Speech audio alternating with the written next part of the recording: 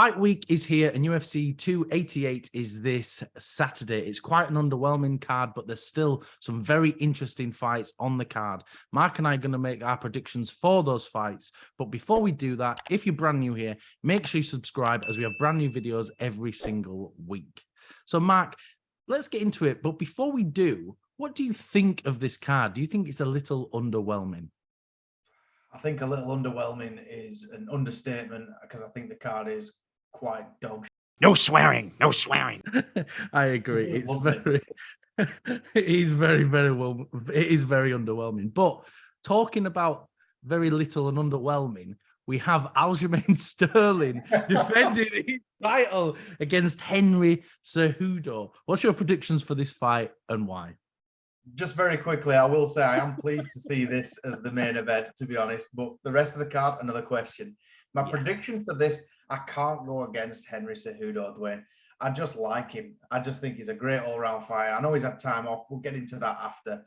I love Aljamain Sterling as well. I think he is a great champion, contrary to a lot of people's beliefs. But I think Cejudo is going to be able to get it done, and I think he might even stop him. Oh, I don't know if Cejudo's going to stop him, in all honesty. I think he could, but I'm not really leaning that way. But when it comes to Aljamain Sterling, I have doubted him every step of the way, and he's proved me wrong every single time. But that's not going to change. I'm still going to doubt him, and I'm going to pick Henry Cejudo to win by decision. I think Cejudo is just too good. I think he's got great IQ, he's got fantastic wrestling, he's a really good striker, and he's really got the experience that Aljamain doesn't have. So I don't see much path to victory for Aljamain, but I'm not going to completely write him off. I do think he can cause some problems. Do you think with Aljamain's Brazilian Jiu-Jitsu, do you think that's going to be a little bit too much for Cejudo? Because if it does go down to the ground, don't forget, Cejudo's got 0 submissions, where Aljamain's got like 8. So it's not favoured for him on the ground. So do you think Aljamain could cause some problems with that submission threat? He definitely can. Like I say, I'm not writing Aljamain off. I'm just going with Cejudo because I like the boy. But honestly, I'll probably end up eating my words, but I think this is going to be one of them fights where we fully expect a grapple heavy match, but I think it's going to be a lot of stand-up. I can imagine that completely. And I know Aljamain, he's got some hellish power. He's got legs like Chris Hoy. I mean, come on, the boy can do some damage. I honestly do. It might end up like Colby and Usman 1, if you remember that, mainly all stand-up, barely any grappling. And I think we're probably going to see that, and we might see that Henry's been out for over 3 years, but I still think he's just such a high level. You don't get ring rust when you're that championship level, do you? He's an Olympic champion as well.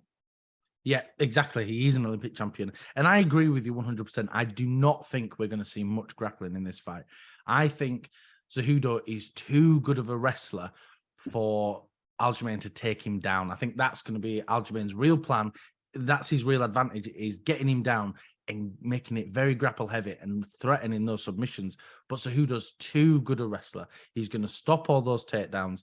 So then what's the point? Why would either of them grapple? So I think it is going to be a stand-up fight. And I think Cejudo has that advantage as a technical striker. But Aljamain throws out some wild stuff, and he's got a very unorthodox style. And he's so much bigger as well. I think he's like 4 inches taller, and he's got like a 7-inch reach difference. So he's massive. So like, I think a lot of people forget how big Aljamain is. He's got this really big cut, and he's probably more of a natural featherweight. Do you think that'll come into it a bit? Do you think that strength difference will really affect Cejudo? It could well do, honestly. Because like I said, Aljamain doesn't get enough credit for his not just title run, but his whole career itself. He's a great fighter, and he definitely poses a threat. Just touching on what you were saying then, in the grappling department, they both pose heavy threats. So why would you take that risk, both of you? I think this is just going to be a big stand-up game. Maybe the size difference can play into the power difference as well, perhaps. I'm not saying Cejudo doesn't have power. He has got knockouts and he has got finishes. But honestly, I just don't see Aljamain being able to outclass Cejudo on the feet. But one thing I'll ask you though, Dwain, is do you think if Aljamain can get this done, that will actually solidify him as the bantamweight champion? Because a lot of people have been writing him off ever since he won the belt with obviously the knee to the head from Pyongyang that ended in disqualification. He's since took Jan to decision. He's beat TJ Dillashaw. And he's still getting wrote off as this plastic champion. Do you think a win over Henry Cejudo is going to put him up there?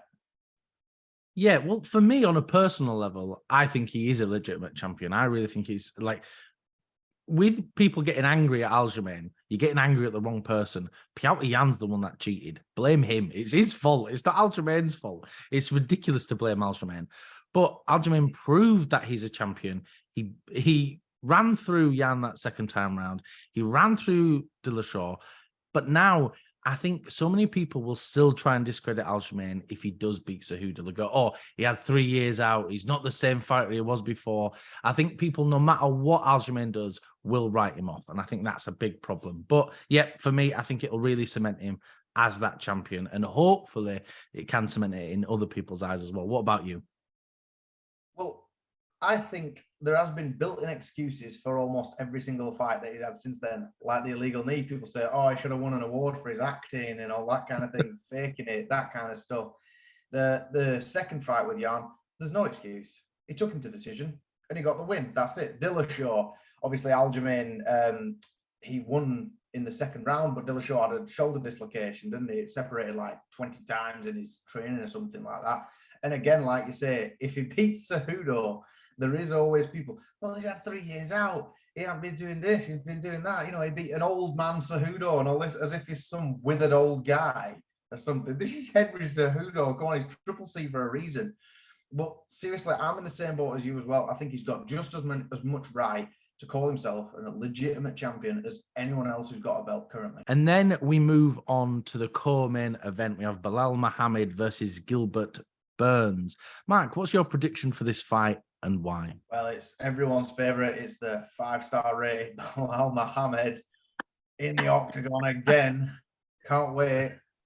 If you're not asleep by this point, Dwayne, I don't know. I think my prediction, probably just because I'm a fan of his, is going to be Gilbert. I don't see a finish in this fight either way, to be honest. I think Gilbert could maybe outwork him. Is it 5 rounds? Is it 5 rounds? I don't think so. I think it's just 3, isn't it? I'm not sure. It's hard to believe. Unless your last name is Diaz, you want to get a 3-round fight, unless it's main event, I think. But yeah, I just can imagine. I can imagine Gilbert is so active. He's so rare all the time. He wants another run at the title. And I think he's probably going to be able to put the pressure on Belal and in order to get that win. What do you think? Yeah, I'm going the exact same as you. I don't feel like either of these guys can finish one another. I think it will be a decision win for Gilbert Burns. I feel as though, yes, it's a short notice fight for both of them, but Gilbert Burns has just come out of a training camp against a fight with Masvidal, and he didn't take much, if any, damage at all. So he's already in a much better physical condition than Belal Muhammad is. Don't forget, Belal's just come out of Eid as well, so he'll have been fasting, he won't have been training. So it really is a guy who's already had a big training camp fighting a guy who's come in off the sofa. And I think Belal's just not going to have that cardio to be able to last 3 or maybe 5 rounds. I don't know how long this fight actually is. But however long it is, I don't think Belal will have that stamina to keep up, and I think he's going to lose a decision. Well, contrary to what we said about the main event of Cejudo and Sterling, I think this one, no matter what happens, will be a grapple-heavy fight. There's no other way to word it, really, is there? You can't expect a full-on 3-round war with Belal. Gilbert's prone to grapple as well, but Jesus, man, he's entertaining, though. Gilbert's a masterclass to watch. Belal, I know everyone says it, but it's for a reason. He's boring, you know. Yeah, there's no two ways about it. Unfortunately, Belal is boring. He puts some very dull fights, and I don't see him taking much risks in this fight either. Like I said before, his cardio is going to be a lot worse. So why is he going to risk anything at all? If it was me, I'm just going to hold him up and try and pin him against the fence as much as I can and try and get that decision win. But I don't think he's going to be able to do that with Gilbert Burns. I think with Belal, he's probably the better wrestler. I think he has better takedowns. But I don't think his grappling's as good, his submissions are as good, or his striking's as good as Gilbert Burns. I feel like Gilbert Burns can do everything Belal can do, but better for the most part. And so I just don't see much path to victory for Belal here, unfortunately. What do you think, Mark, about this cardio situation and coming such off a last-minute notice fight? Do you think that's really going to affect Belal at all? It could well do, because I believe that Belal and Gilbert could have both just sat out and waited, and they could have both just been called out for a title shot immediately. But with Dana saying that Colby's next in line to fight Leon Edwards, I believe that both of them, in order just to keep busy to solidify that #1 contender spot, I think they've just been billed against each other, which is cardio and things. Maybe. I mean, I'm not going to pretend that I know about the religious festival, that kind of thing. I don't know. But if that is the case, and like you said, that's a great point about Gilbert's just come out of a long training camp when it was fought Masvidal, took little to no damage, not much recovery time, and he said that he wants to stay busy. Gilbert's got some power. He could come in, and like you're saying about the striking, if he does connect, who knows? It could put him out. You never know. Gilbert's got some serious heavy hands. Yeah, for sure. I think Gilbert does have those big, heavy hands. And maybe there's an argument to make that Gilbert perhaps is a bit too overtrained. Maybe he's come out of too many camps now and he's going to be a bit exhausted, because you do need that break and you do need that rest. But let's move on to the next fight. We have Jessica Andrade versus Yan Xiaonan. Mark, what's your prediction for this fight and why? I think Andrade is going to come out, and I think she's going to try and get a finish. And I think she's going to want to make a statement, especially after the recent loss to Erin Blanchfield. I think she's going to, in an ideal world, you want to put on a masterclass like she did with Lauren Murphy, but that doesn't always happen. But do you never feel like, Dwayne, you have a look at a fight card for the next upcoming one, and it feels like you're watching Kevin Holland fight? It's always Jessica Andrade. She's like a turd that walked flush. She's just always there. She's always available on the fight cards. I mean, it's great for fighters because she is a great fighter, but it just appears that she seems to be on every other bloody week. What do you think? What's your prediction of this?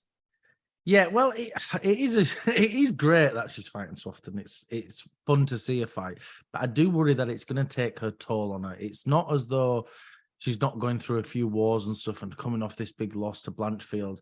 So that's why I'm actually going to pick Yan Xiaonan to win this. Normally, I wouldn't pick her. Yan's one of my favorite fighters. One of my favorite female fighters, but I don't think she's usually this high-level competitor. But I think with Jessica Andrade coming off so much damage and fighting so often, I think it's going to catch up with her. And I think she's not, with Jessica Andrade, she's not a massive grappler either. But Yan Xiaonan is a great striker, and she's really tall. She's massive for that division. She's got great strength and high-level striking. And I think maybe she's going to cause Andrade some problems here. So I think she might get a decision. I don't think it's going to be a TKO or anything like that, but I think she could edge her way to that decision win. Okay, so we've gone opposites for this one. But Dwayne, do you think, though, with this weight division, do you think that this fight is definitely a title eliminator? Yeah, it's so hard to tell with the women's divisions. It feels like anybody could be in title contention straight away. I don't feel like Yan Xiaonan and Zhang Weili are going to fight each other anyway. I think perhaps they're not looking to fight one another. Maybe they are. I could be wrong. And I think with Jessica Andrade, I think she's lost already to Zhang, and I don't see things being much different. I think Zhang's amplified herself too much as a fighter and moved on so much. So I think it might have been worse for Andrade, but it could do. I think if Andrade wins, yes, it could be a title eliminator, but we don't know where Rose is, and I think that's the real big questions. Where's Rose? When's she coming back, and what's she going to do? I think until we know that, we don't know what's next for the title in that division. I think Rose may be still asleep from her last outing, which was a long time ago. Jesus, we were talking about Belal earlier. My God, that was up there. That was one of the biggest snooze fests. But still, it's one of the worst fights I've ever seen. It's terrible. Really bad. Do you remember when UFC uploaded it to the YouTube for a free fight? The top comment was, "We really didn't need this one, guys." What was it? What's the highlights? How did they show any highlights for that? Oh, it's ridiculous. The ring walks, I think. Yeah. As of the rest of the card, usually this is the time when I give a little breakdown of the rest of the card. But as we said previously, it's a little bit of a dud, is this card, to be honest. Although I am pleased to see that Bryce Mitchell is back. He's fighting Movsar Ivalov. I hope I've said that right. I'm always ruining these. But obviously, after Bryce's last outing with Ilia Topuria, it didn't go his way. I think Bryce, because he didn't really fight very regular, but maybe with after that, it's not been too long of a time, has it? Really, in that sense. So he's come back. Maybe he wants to make a statement. Maybe he wants to solidify his name as one of the top up-and-comers and one of the top contenders in that division. You excited to see Bryce back? Yeah, I'm always excited to see Bryce fight. You know, I think after his loss to Ilya, I think it really set him back. And I was worried we'd never get to see him fight again because he was talking about retirement. But yeah, I'm always excited to see Bryce fight. And, you know, as underwhelming as this card is, there is some fights that I am really excited for. And I do think we're still going to have a fun night anyway. But I do think that's all we've got time for. Thank you for watching. If you can like, comment, and subscribe, it really does help us out.